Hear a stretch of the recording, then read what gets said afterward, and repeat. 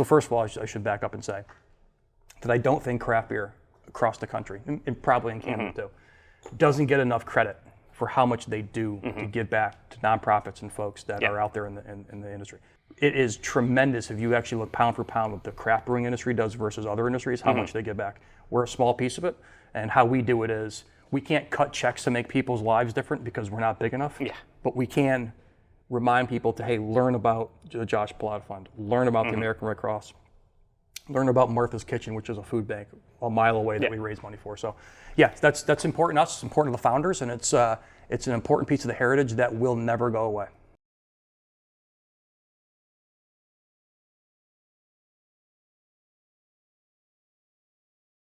Ladies and gentlemen, welcome back to All Beer Inside. I'm your not-so-humble host, Carp, and today we are in St Albans City, Vermont, and joining me is Ryan of 14 Star Brewery. Carp, welcome, man. Thank you. Thank you very much for hosting us today. Really appreciate this. Thanks for coming down across the border. Yeah, it's good that we could do this again. Yeah. You're our fifth U.S. interview, and it's just nice to come back to the States and drink some great beer from the states of Vermont and New York for us. You say 5? Yeah, I think you're our 5th. I love odd numbers, so I'm happy with that. Right. I believe you're our 5th.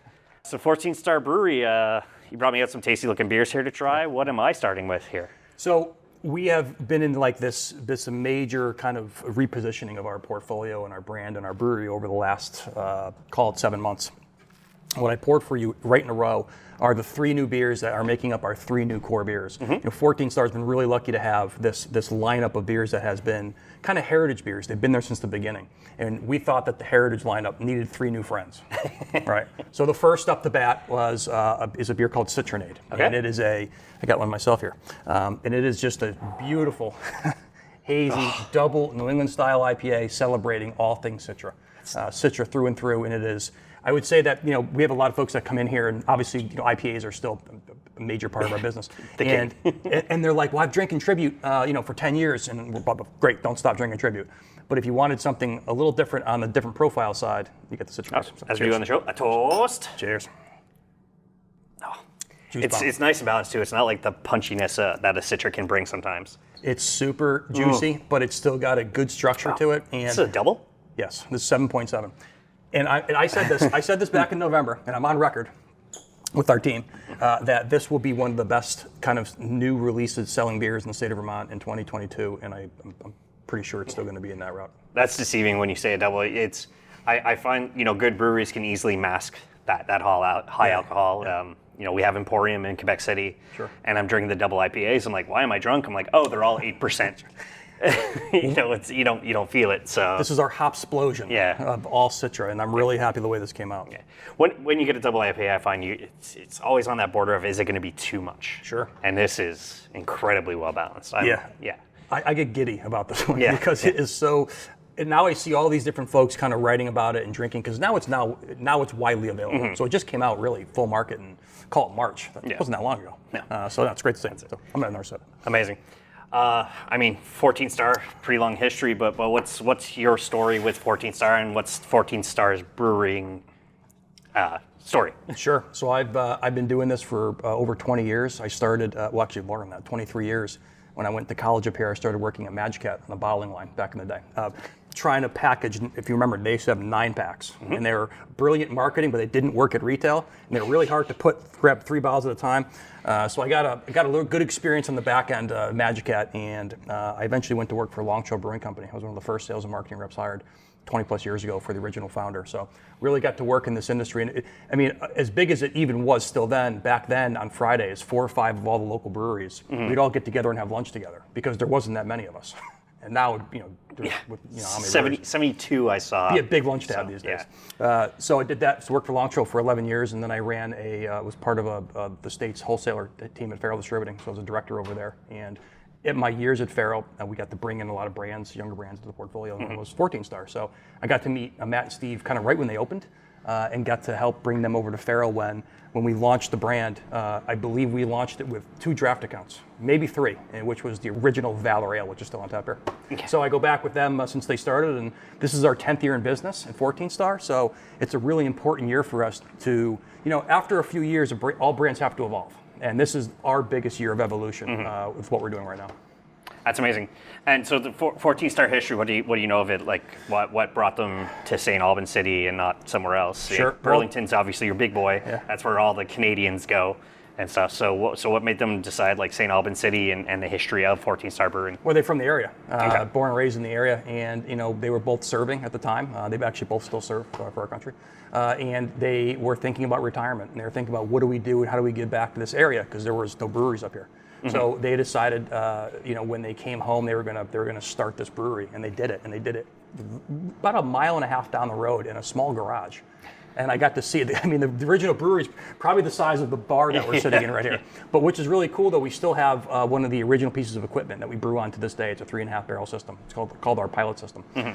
So they wanted to come back and do something for this neck of the woods, and they started, and they started to make Valor Ale, and all of a sudden it was gone in one day. And they brewed another batch, and it was gone the next day. And they started to really become well known for producing really good quality beer. And that's what it all starts with, right? The beer. And so they progressed, and they eventually moved into this space where you're sitting and looking, and it's a big facility. Yeah, I don't know if the same laws apply here. I know in Ottawa, in our capital, there's two breweries, Conspiracy Theory and Evergreen Craft, and they literally started in their own garage.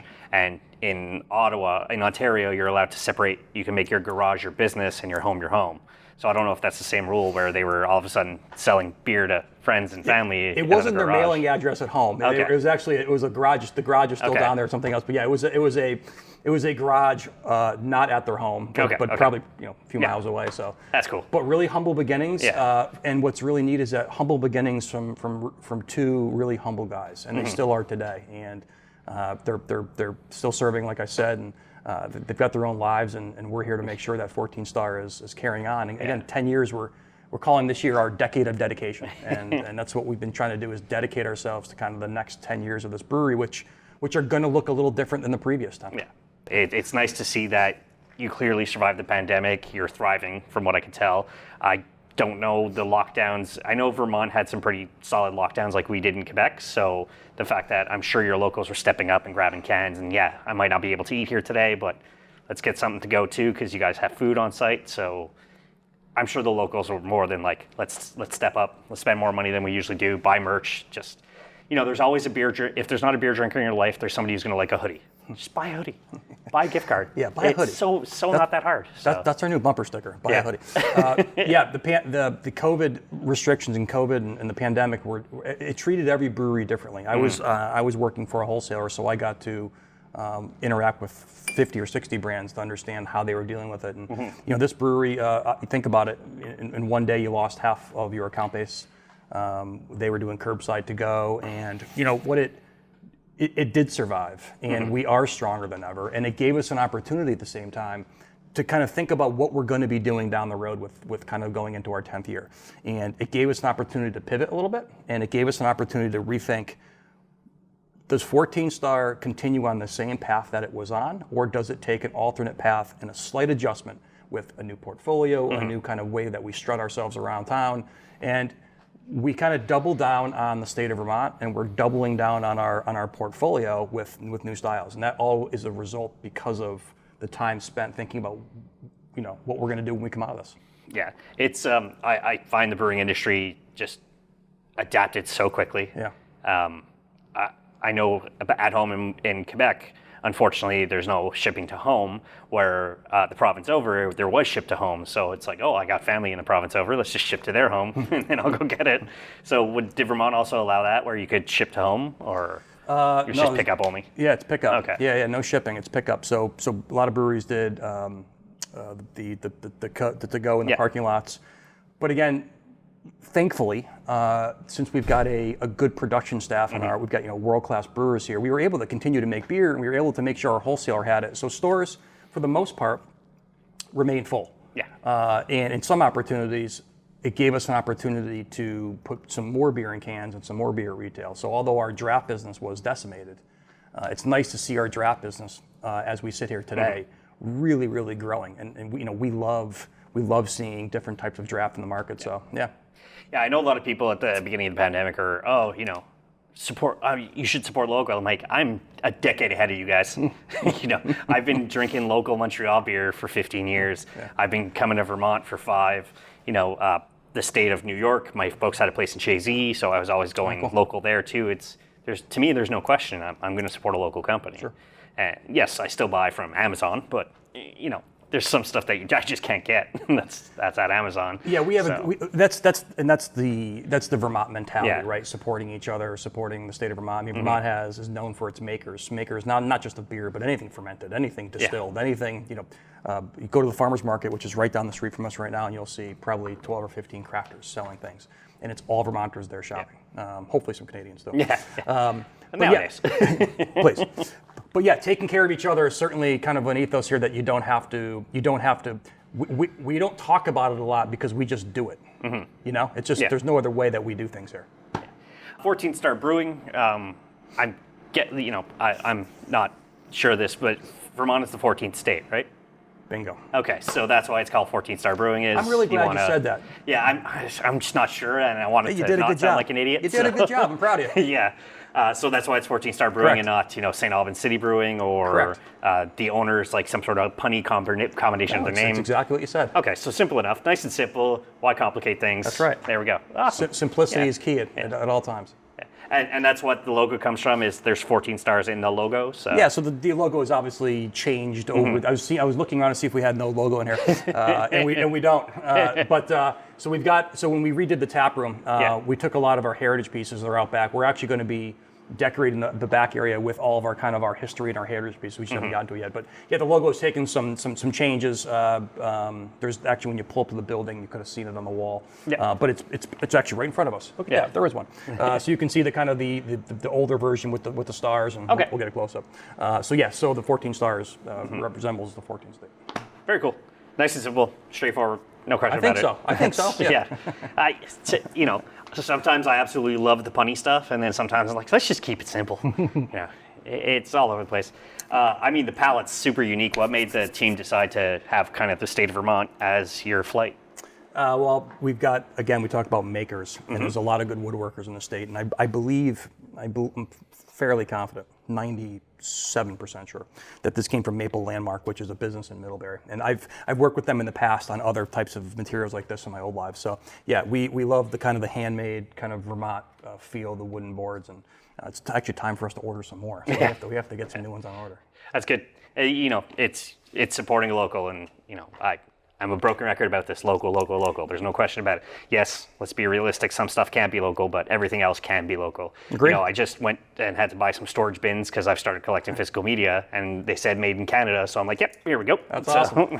Well, not to skip ahead on beers, but the beer that's at the end there for you is called our Vermont Fresh Ale. And talk about local. One thing that as weathered pattern changes across the country, Vermont has been able to grow hops for a really long time. But now the hops coming out of Vermont are really, really good. So we've got a beer here that's got all local Centennial, Nugget, and Cascade, I believe, with all Vermont malts. So we're able to start talk about local. So local used to always mean about supporting other businesses, but now local for us also means we can start supporting local agriculture, which is as important as it gets to me. It's super important. Yes, it is. That you're sticking with local now. Yes, sometimes to the best of your ability, right? We can't always do that for some of our core beers because of the types of hops that we use or because of the bulk that we use. But when we can, where we can, we're going to make sure that we're supporting local agriculture. 100%. That's what let's be realistic. Sometimes you just can't get it where you are. So, let's do that Vermont Fresh Ale. I know we're kind of going out of order there, but it's beer. Just here to enjoy it. A toast. So this is kind of a East Coast style pale, hazy pale. I grew up in the beer industry thinking Sierra Nevada was. It still is. I still think that. I have such respect for Sierra Nevada. And I still to this day drink Sierra Nevada Pale Ale.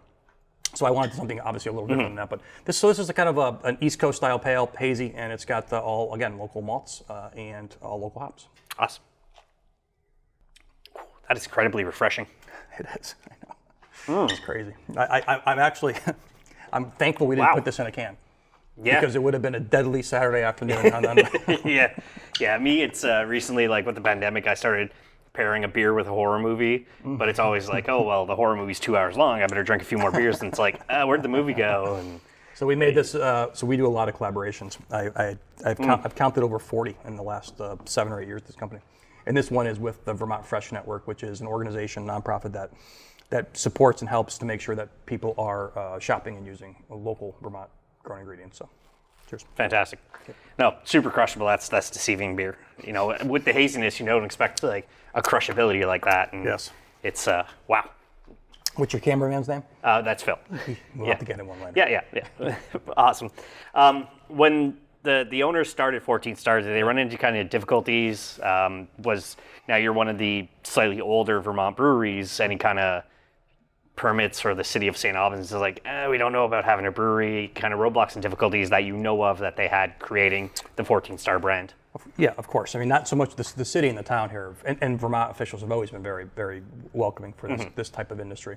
The difficulties back then would have been obviously capital, would have been investment into the new business, trying to understand how much you should make, what you should make, because cash flow back then is relatively tight. So if you've got X amount of capital and you're putting it into beers and those beers don't sell as fast, you need to recoup. So it's probably a lot of the early days we're understanding how to invest in the brand. And it's not so much different as it is today, being 10 years in. We still have to be very thoughtful because although we have a decent sized brew house back there, right? It's a 30-barrel brew house. Yeah. It's a pretty good facility. We still have to be very, very thoughtful on what we do with our investments because we're a small group, we're a small team, and we have a lot of beers out there. So we have to make sure that what we're doing is financially prudent for the long term. And it was the same for them back then. They were a small operation. It was only first couple years in business, it was really 2 or 3 of them. I mean, it's the same, people are always drink fresh, yes, because fresh beer is the best. Sure. So it's making sure that you're not drain pouring into cans. Sure. I mean, that's a kick in the butt financially when you're thinking about it. So, Bad news. And constantly pumping out a good product and not having to, we missed something, crap. We got to pour a full 30-barrel thing down the drain. That's got to be killer. I'll tell you, if you ever want to do a job shadow, you should hang out with a brewery's operational director or head brewer and see how they have to come back here sometime and watch Prescott and the crew figure out how they have to kind of lay out their 30-day plan with ordering and logistics and making sure things arrive on the right time and make sure there's enough. It's a puzzle. Yeah, I know if I were to ever start a brewery, now I personally don't brew, and do you homebrew at all? Or? I don't. Okay. Do you see yourself maybe homebrewing at some point? I'm going to start shadowing.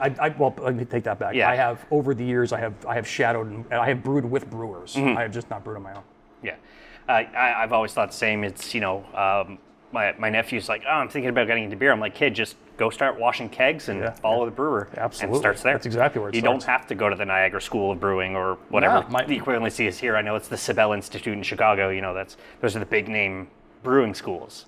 But you could just go to a local place, learn from a home brewer, come to a... My cousin moved up from Connecticut a couple of years ago. He started working on a canning line down in Burlington. He's brewing now. So it started with just getting into the back of the house, learning the trade, and getting your chance. Yeah.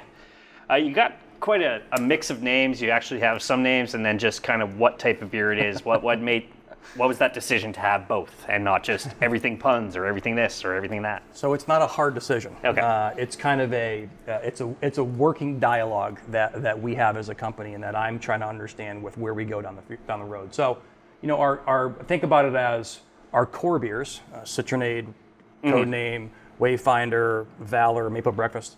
Those have all come from a name that we felt fit that beer. Where then you look at some of the other beers where the Creamsicle or the Betty White.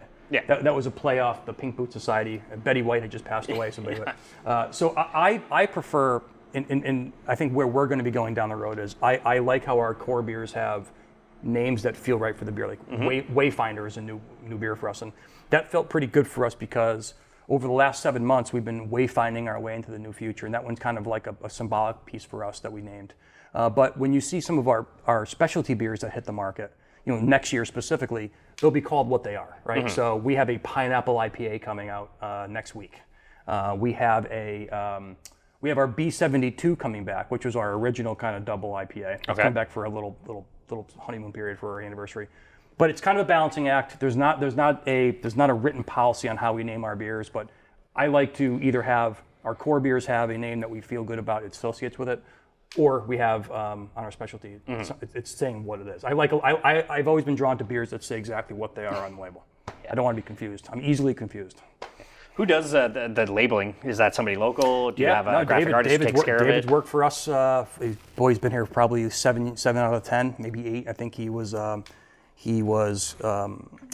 don't remember exactly how he came. I know he was working for a local publication, and the owners had asked him to kind of help on the side, and he became full time. He really plays a huge part for us. He does all the creative, does a lot of our marketing, also does a lot of our our event setup, and he's got a very dynamic role. But yeah, it's all in house. It's all through David, and we've got a nice dynamic on how we do that.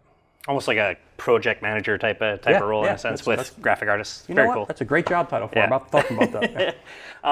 I remember when I first came here, I got your maple breakfast stout in a bottle, but everything's kind of in cans now. Was that a shift to, because I know cans, I think it's something like 90% of the aluminum on the planet is all recycled from aluminum. What made you guys stick with most cans, or do you have both? The market. When you're in this industry, you have to follow where the trends are, right? And you can go against the trends on certain things, which we do too. Yeah. But when it comes to our beer at retail, it's dominated specifically in Vermont and in the region in the 16-ounce can format.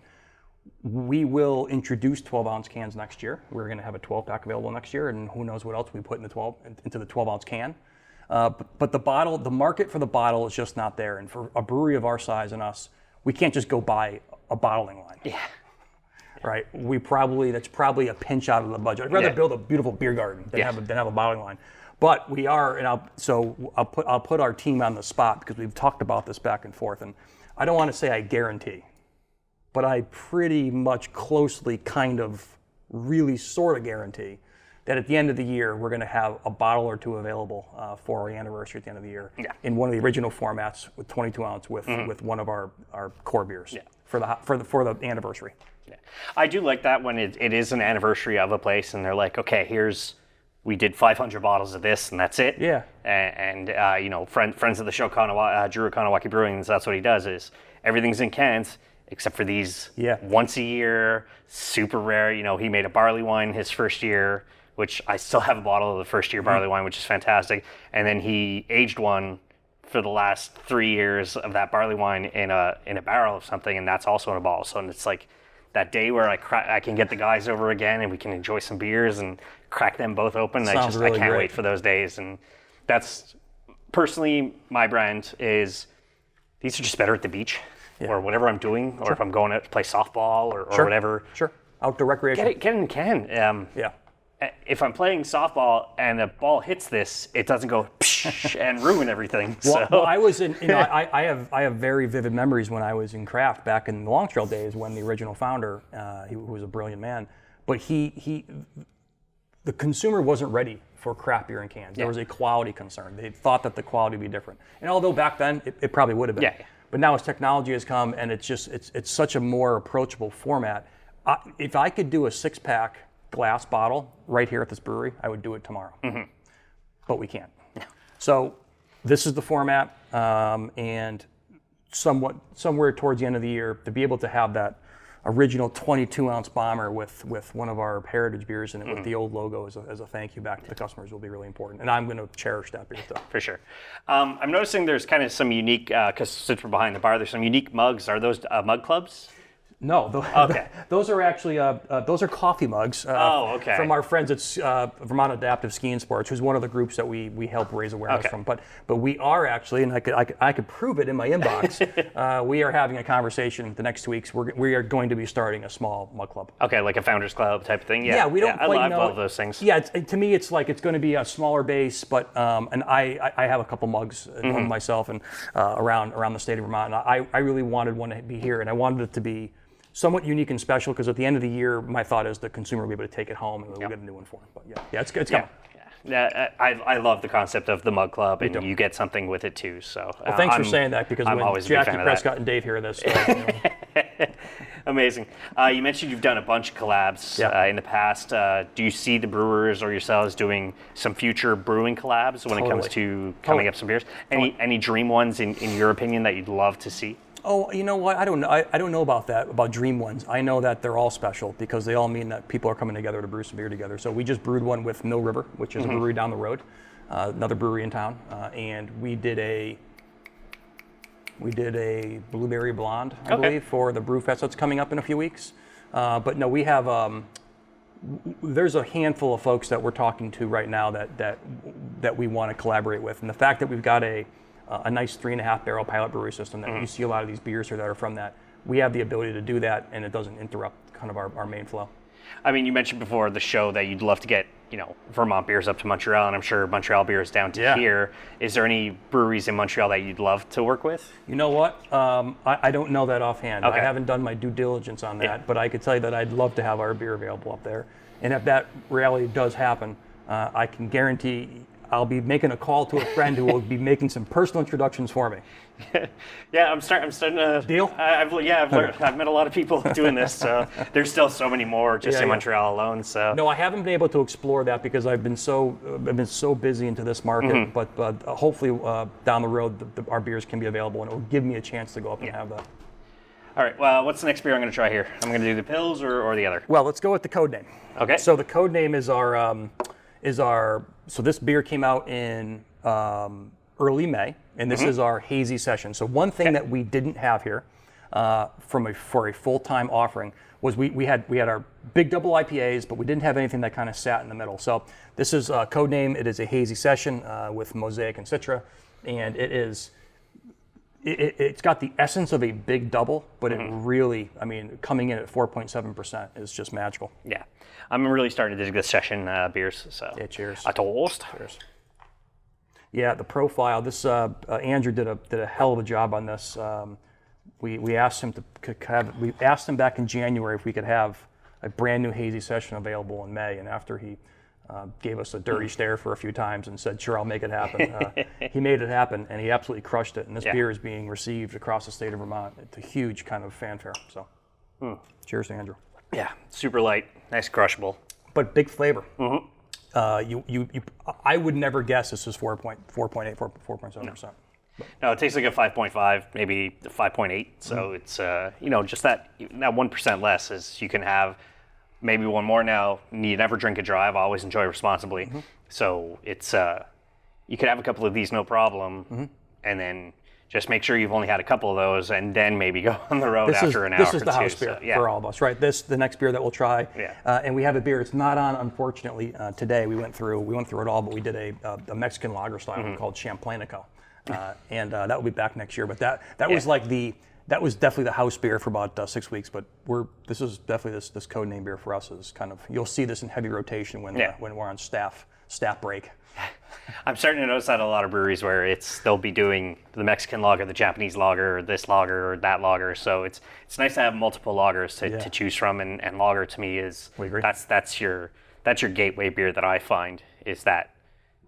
You get your Bud Molson Coors drinker in, and what's this crap beer stuff? To me, it's a lager. But what would you introduce that BMC drinker to? 100%, I can answer that. I didn't pour it for you, but we can have it after. It would be our Golden Ale. Okay. Our Golden Ale is built for the drinker that hasn't yet identified what profiles they want to see when they're drinking IPAs or they're drinking lagers. They're not sure yet. So the customer that comes in and says, I drink a lot of. I don't drink a lot of craft beer. I drink a lot of domestic beer, imported beer. And as soon as we hear that, we pour them a pint of the Golden, and it never fails. It's still one of our best-selling beers here. That's good.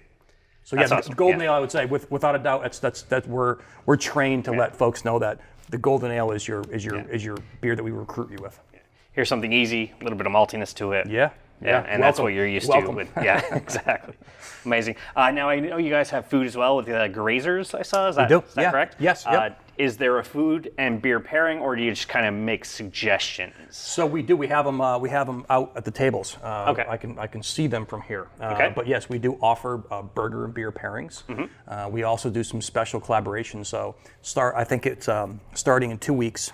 We have our pineapple IPA coming out. So the Grazers team is going to do some sort of themed, Caribbean-style, pineapple-driven flavors to kind of match the beer. So yeah, we do collaborate on that. Chris, who just walked in, when he's feeling ready, will sometimes hit us up with new burgers, and we'll pour a bunch of beers, and we'll round table and see what pairs best.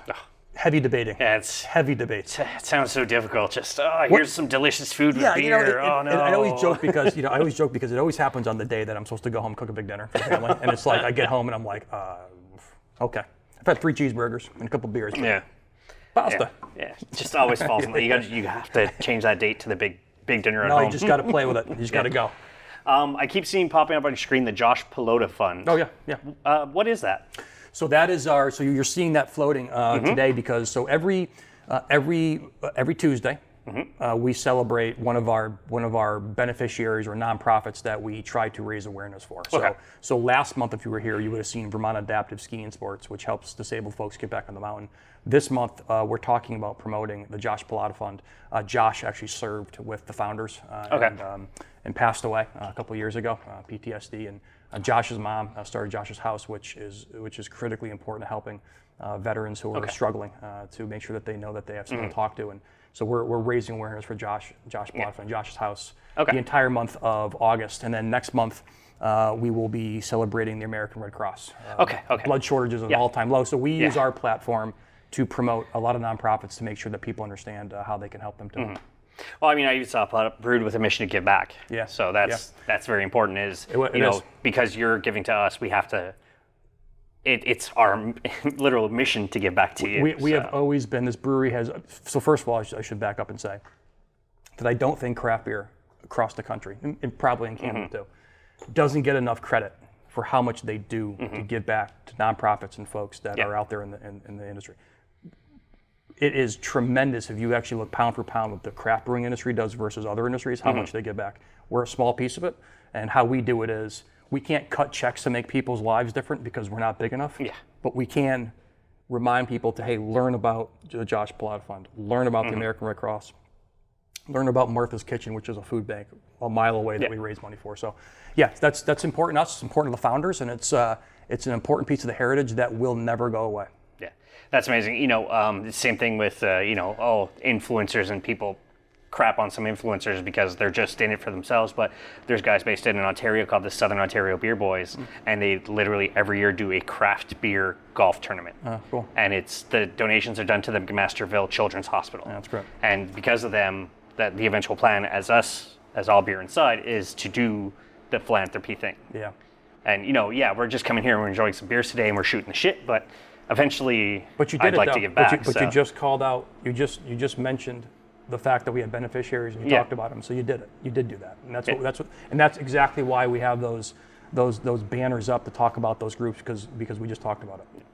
Yeah, and it's important. People don't realize that a lot of people just be like, oh, let's go drink a beer, but what's a brewery doing for your neighborhood? And even when you think about it, that the taxes that brewery is bringing into that borough, that city, that province or state, it all builds up. There's not a single brewery that I could name that I'm not aware of that they don't do something to provide some sort of relief, support, or awareness for groups that mean a lot to them. There's not one. So you should ask your local brewery who those groups are, because you'll probably be amazed by who they support. Yeah, I know a couple of our local ones. It's always Pink Boots. There's Brave Noise. There's Black is Beautiful. All the charity beers that came out. I joked around where we were driving to the middle of Ontario, and we see that they released online, and by the time we actually got to the brewery, they were sold out. I'm like, whoa, what the hell? I wanted to buy it. It's okay, you got beat to it. Yeah. So this beer, Forget Me Not. So that beer is to raise awareness for the Alzheimer's Association and the Vermont chapter. So Forget Me Not. So there's an event in the U.S. called the Longest Day that promotes Alzheimer's, and we have an event here, and hopefully raise some awareness and money for them too. So it's part of our ethos. Awesome. I kind of know the area, but for my viewers who don't, somebody comes, 14 Star, tries a bunch of good beers, buys a few cans, friends in the area to definitely check out. Yeah, the list is long, so you're going to need 2 days. Definitely in St Albans, there's a beautiful new Main Street. The city and town of St Albans has done a tremendous. I've had the luxury of traveling the state of Vermont for 20 plus years, and there are a handful of towns who have really shown themselves to kind of reinvent the town. New people coming into town, new restaurants, new food and drink. So St. Albans has a handful of really great places to visit, not only right on Main Street, new shops, new bike shop, 2 new restaurants. Really easy to get yourself lost in an entire day up here with the lake and the rail trail and the bike trails. But you'd be crazy not to enjoy all that. Again, Mill River Brewing right down the street. But then head down south and head to Burlington. I mean, Burlington is, we're so lucky to have that so close. And that's where I'm heading after this today, to go visit some friends in the industry down there. So, you got such amazing breweries down there, Zero Gravity. You've got American Flatbread. You've got Queen City, which is one of my favorite brewers out there. So there's so much. It's almost mildly overwhelming, the number of food and beverage options and restaurants to visit. But the lake, obviously the Lake Champlain starts right here, goes all the way right through Burlington, even farther than that. So there's so much to do here that, you need 3 days. So you need a 3-day vacation. You start in St Albans, you work your way toward Burlington, and you see where it takes you. Yeah. I mean, speaking of vacations, clearly you're very, very busy, but you have 2 weeks open up. And you could take, let's say 2 weeks open up. And you have that beercation that you've never taken that you could take before. Now you could be, I want to go to Denver, or I want to go to Europe. Like, what's that dream beercation that you've never taken? Oh my God, I don't think I've ever thought about that. I think it's so far out of reality for me. It's funny, everybody we speak to just last week, like, what do you mean 2 weeks off? That doesn't exist. Wow. I think, you know what, I'm going to spin that a pinch. One thing that I have the luxury and the ability to do is I travel and meet breweries all the time. I've sat with 5 Vermont breweries in the last 2 weeks to kind of see what they have going on. So to me, I kind of already do that. I kind of already live that. Mm-hmm. I kind of already live that dream. I mean, I'm in breweries all the time, networking with folks. So, Vermont, I still never get sick and tired of visiting all of our friends in Vermont. It's something I still have a passion for. I love going to the state of Maine. We're heading up to, actually, I'm heading to Maine in 2 weeks. So I'm sure I'll explore Maine breweries. We're actually launching 14 Star in Maine in a few weeks, so I'll be there that week. I guess if I was going to go overseas, I also have a fun wine background, but I would say if I was going to go overseas, I probably would explore. I probably would love to explore Germany. Probably would love to explore England. I'd love to go. We used to work at the wholesaler would sell a lot of Sammy Smith. Mm-hmm. I'd love to see the original Sammy Smith brewery. Yeah. All right. What's this last beer I got here? What did I give you? That is the new Czech style Pilsner that we dubbed Wayfinder. And we have a blog on our website called Wayfinding, and I encourage you to read it. And it gives you a good sense of where we were in December and where we are today, starting our new path. And a lot of it has been wayfinding toward this new path that we're on, and we kind of celebrated that with the release of our new Pilsner. And I love this beer. It goes back with Prescott, our head director of operations, his homebrew, and the team here, Andrew and Kendall and Sam have just brought that thing to a whole new level. Yeah, plus the kind of new normal that we're getting into. It's like, if you're sick, actually take your sick days. Don't kill yourself or go infect other people at work. Take your sick days. Take your sick days. And so this, like the Wayfinder, it sounds like it's going to that new normal. So I'm in love with that beer. I didn't pour one for myself, but I've drank so much of it, I can describe it. Still do a toast. Cheers. Really, really proud of that beer. It's out and available in the can now. And one thing which you'll see from us, you can see it on the back of this, but we're putting QR codes on all of our cans. Yeah. And all of them go to a video of our brewer talking about the beer. So if you actually click the QR code there, you'll go and listen to Andrew tell you all about Wayfinder. That's awesome. Yeah. I love that. Yeah, and more brewers are starting to realize you have to use social media. You have to, we're, in my eyes, we're a small show, but letting guys like us talk to you about the brewery and getting your name out there to people who you never thought would be there. Sure. That's so important now. Of course, it is. Yeah. It's a must in these days. Mm-hmm. But what I would say with our engagement on these brewer videos is that it's really hard to connect all the information that you want to connect with a point of purchase of a can. Yeah. We put as much information on the can as we want that doesn't confuse you. We can tell you what it is. We make you feel like you're comfortable with what you're buying. We got ingredients on the side. We got a little blurb on the history. Mm-hmm. But the fact that now you can go directly linked off a QR code and hear our brewer tell you what you might not know about the beer in a way in which you don't have to sit there and put your glasses on and read from the can. It's a level of engagement that I think a brewery of our size, we have to have it, because we're not big enough to go out and buy that advertising. We have to do it kind of like old school guerrilla style marketing, where you actually have to just simply click this and we'll take you on the understanding of what it is. Yeah, amazing. What's next for 14 Star as a brand? Obviously, you said expansion into more states. Possibly Canada, but beyond that, not really, actually. Okay. Yeah, I would say actually Canada would be a fun opportunity for us. But really, the next step for 14 Star is actually really doubling down and hunkering down in our home market. We are a Vermont brewery, and Vermont beer, and this market to us is number one.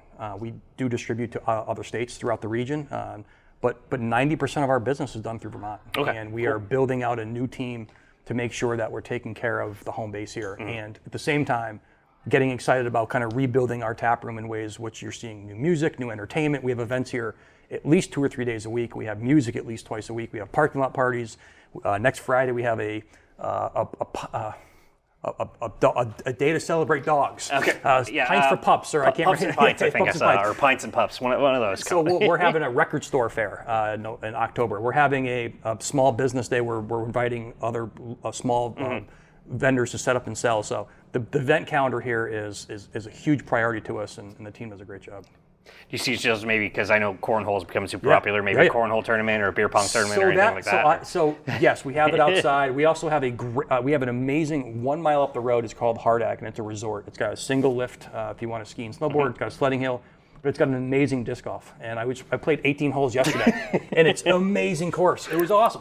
I took some great pictures. Yeah. So we're going to create some disc golf in the parking lot. But if you noticed, I don't know if you noticed, but the parking lot has just enough pitch to it that if you're playing cornhole, as you get down, you kind of get a little bit more right. But yeah, we have a lot of music and a lot of events out there. So disc golf, and that became my pandemic sport too. Yeah. As I started playing disc golf. You have to go up to the hard deck up the hill. Yeah. It is so fun.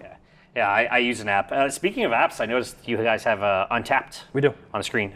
Do you find that's beneficial at all? Are people discovering you through Untappd? Totally. It totally is. It's important for us to have that, and we actually just updated our subscription. So we have it for another year yesterday. Yeah, I know Untappd's making money hand over fist right now for what they're doing. I mean, they had their own beer festival at a football stadium. Yeah, that's pretty good.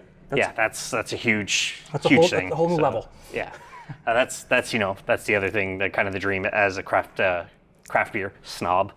But it's to get to that Untappd, and for me it's a video game where I check in my beers. It's beer Pokemon. So yeah, no, we celebrate that. Yeah. We have all sorts of resources that we engage with consumers on. So yeah, we want to know what people are feeling about our beers. It's important. We look at it every week. It's not something that we do passively. It's every time someone's reviewing us, we're taking note and passing it on. Love it. So Ryan, thank you very much for stepping up and talking with us about 14th Star, the beer, and everything kind of Vermont. Let the people know where they can find you who are looking for you. So we are in St Albans City. You can find us all throughout Vermont, but in here specifically, if you just get off of exit 89, we're right off the exit. Great little town to come visit. So join us in the tap room, and if you're looking for our cans, they're available all across Vermont and the entire region, and soon to be with the help of my new friend, potentially in Canada. Website, social media? At 14 Star Brewing and 14starbrewing.com. Easy to find, really easy to navigate website. Amazing. Once again, thank you very much. As for us, allbeerinside.com is the website, at allbeerinside on all social media. And as I say at the end of all episodes, drink craft, not crap. Cheers.